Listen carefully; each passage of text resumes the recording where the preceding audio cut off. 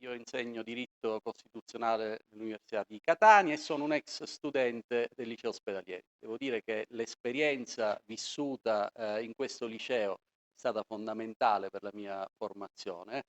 Se sono quello che sono oggi lo devo innanzitutto alla frequenza di queste aule e devo dire che è stata un'esperienza molto formativa, tanto dal punto di vista culturale, ma anche dal punto di vista dell'impegno civico, perché l'ospedalieri, ai miei tempi, a metà degli anni '80 era così, ma credo sia così ancora oggi, si è sempre distinto per una particolare attenzione alla partecipazione civica, all'impegno sociale. E proprio per questo non è la prima volta che torno nella mia scuola, è capitato già altre 2 o 3 volte, perché quando si cambia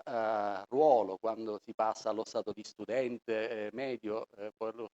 stato di studente universitario e poi si entra nel mondo del lavoro, comunque mi è capitato tante volte di sentirlo anche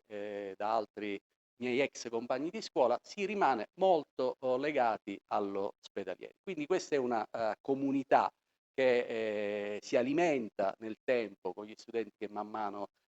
si maturano e poi entrano nel mondo dell'università e della scuola e questo è un valore che a mio avviso va preservato proprio perché chi è passato da questi banchi può anche aiutare chi ancora siede in queste aule a inserirsi meglio nel contesto civile e sociale della nostra comunità. Quindi sono molto lieto di essere qui, ringrazio